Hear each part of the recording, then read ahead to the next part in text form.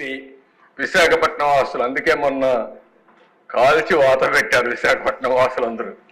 ఈరోజు మీరు ఇక్కడ చూస్తే గవర్నమెంట్ పాలిటెక్నిక్ కాలేజ్ 24 ఎకరాలు 359 కోట్లు తాకట్టు పెట్టారు. డైరీ 30 ఎకరాలు 309 కోట్లు తాకట్టు పెట్టారు.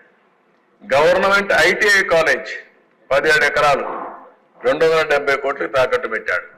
కడాన పోలీస్ క్వార్టర్స్ 9 ఎకరాలు 215 కోట్లు తాకట్టు పెట్టాడు. Training production centre of disabled welfare పాపం వాళ్ళు కూడా వేశాడు 19 ఎకరాలు 157 కోట్లు పెట్టాడు. ఈ బంగ్లా 10 ఎకరాలు 203 కోట్లు. R&B క్వార్టర్స్ 3 ఎకరాలు 99 కోట్లు. కడాన రైతు బజారు కూడా వదిలిపెట్ల 4 ఎకరాలు అంటే 90 కోట్లకు తాకట్టు పెట్టాడు. సర్క్యూట్ హౌస్ మనం ఉండే అప్పుడప్పుడు పోయి ఉంటారు, దాన్ని కూడా 3 ఎకరాలు 40 కోట్లు పెట్టాడు. పీడబ్ల్యూ ఆఫీస్ 4 ఎకరాలు 79 కోట్లు. కడాన సెరికల్చర్ 6 ఎకరాలు 47 కోట్లు. తహసీల్దార్ ఆఫీస్ సీతంధార 1 ఎకరా 34 కోట్లు. ఇంకా మిగిలినవన్నీ వీళ్ళు కబ్జా చేశారు, ఇవన్నీ తాకట్టు పెట్టారు. 1940 కోట్ల రూపాయలు విశాఖపట్నంలో ఆస్తులు తాకట్టు పెట్టారు. ఒక 40,000 కోట్ల ఆస్తుల్ని కబ్జా చేశారు. ఈ రెండు అదే క్యాపిటల్. సుందర అందమైన పేరు. ఎలాంటి పనులు చేశారో ఇది ఒక్క ఉదాహరణ మాత్రం. ప్రజావేదిక ప్రజలకు ఉపయోగపడేది చట్ట వ్యతిరేకంగా కూల్చేశారు. రిషికొండలో ప్యాలెస్ కట్టారు, ఎన్విరాన్మెంట్ ఇంబ్యాలెన్స్ చేశారు, కొండలు కొట్టేశారు. కడాన ఎన్జిటి ఫైన్ వేసే పరిస్థితికి వచ్చారు. 500 కోట్ల రూపాయలు ఖర్చు పెట్టారు. ఒక్క ప్యాలెస్ కోసరం, ఒక వ్యక్తి విలాసం కోసరం ఆయన కావాలి. విశాఖపట్నానికి రాజధాని పేరు కాదు, ఆయనకు కావాల్సిన అక్కడ రాజధాని పేరు పెట్టి విశాఖపట్నంలో రిషికొండలో అక్కడి నుంచి మీరు చూసే సముద్రం కనపడుస్తుంది. ఆయన పోయి అక్కడ కూర్చొని ఆ సముద్రాన్ని చూసి ఆనందపడాలి. ఆయన ఆనందం కోసం 500 కోట్లు అంటే బాధ్యత లేని రాజకీయ నాయకులు. ఇది మేజర్గా జరిగిన దుర్మార్గమైన కార్యక్రమం. నెక్స్ట్ ఇప్పుడు ఏం చేయాలో మీరు కూడా ఆలోచించాలి.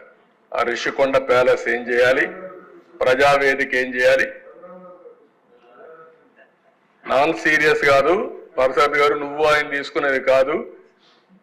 ఏంటి ప్రజాధనాన్ని ఈ విధంగా దుర్వినియోగం చేస్తే మనలో ఏంటి చైతన్యం, ప్రజా చైతన్యం ఏంటని అడుగుతున్నా. బాధ్యత లేకుండా ఇష్టానుసారంగా చేసి తప్పించుకోవాలనుకుంటే ఇది రైట్ అని అడుగుతున్నా. నేను 14 ఏళ్ళు సీఎంగా ఉన్నా, అంతకుముందు 5 ఇప్పుడు కూడా ఉన్నాను. ఎప్పుడు నేను ఇలాంటి ప్యాలెస్లు కట్టాలి గవర్నమెంట్కి అనుకోలేదు. ఏంటి ఆ ప్యాలెస్, ఎక్కడి నుంచి కడతావు నువ్వు, ఎక్కడిది డబ్బులు? ఇది టూరిజం, మొత్తం టూరిజంతో ఖర్చు పెట్టుంటే ఈ 500 కోట్ల రూపాయలు కనీసం సంవత్సరానికి 1000 కోట్ల రూపాయల ఆదాయం వచ్చేది, టూరిస్టులు వచ్చేవారు. అలాంటిది నీ యొక్క విలాసవంతం కోసం, నీ పైశాచిక ఆనందం కోసం 500 కోట్ల రూపాయలు తగలేస్తారా మీరు? బాధ్యత ఉందా మీకు? అడిగేవాళ్ళు లేకపోతే ప్రజల్ని మోసం చేస్తే నమ్మతారనే ఉద్దేశంతో మభ్య పెడుతూ మళ్ళీ మాట్లాడుతున్నారు వచ్చి. ఈరోజు మళ్ళా స్టేట్మెంట్ ఇస్తామని నేను చాలా స్పష్టంగా అడిగాను. 36 మందిని చంపేశారని చెప్పారు. 36 పేర్లు ఇమ్మన్నాం. ఏ పేర్లో ఇమ్మని వారం నుంచి అడుగుతున్నాం. సిగ్గుంటే ఇవ్వాలి కదండి. నేను మళ్ళీ అడుగుతున్నా ఈ సభ ద్వారా, ఏ మాత్రం విశ్వసనీయత ఈ వైఎస్ఆర్ కాంగ్రెస్ పార్టీకి ఉంటే, అది ఒక రాజకీయ పార్టీగా ఉండాలనుకుంటే 36 పేర్లు పంపించండి. 36 ఈ హౌసే పెడదాం.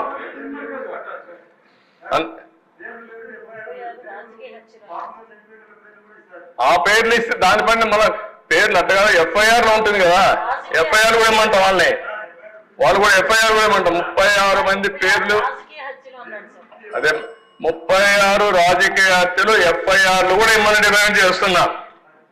అది ఇచ్చిన తర్వాత తెలుస్తుంది. అంటే అధ్యక్ష చాలా జీవితాంతం అబద్ధాలు చెప్పి అబద్ధాల పునాదులపైన పార్టీ పెట్టి ఆ అబద్ధాలపైన బతికి ప్రజల్ని మోసం చేసిన వాళ్ళు ఇవన్నీ మాట్లాడుతూ ఉంటారు. దిశ నా స్థాయికి నేను మాట్లాడకూడదు అనుకున్నాను, కానీ నేను మాట్లాడకపోతే కూడా హిస్టారికల్ మిస్టేక్ అవుతుందనే ఉద్దేశంతోనే I want to straight in the record. లేకపోతే నేను మాట్లాడేవాడు నా జీవితంలో ఎప్పుడు నేను ఇవన్నీ మాట్లాడలేదు. ఆ రోజు ఉండే నాయకులు హుందాతనంగా బిహేవ్ చేశారు. ఇక్కడ హుందానే లేదు, పద్ధతి లేని వాళ్ళు వచ్చారు. అలాంటి వాళ్ళు వచ్చినప్పుడు ప్రజాస్వామ్యానికే కాదు సమాజానికే చాలా ప్రమాదం. దిశ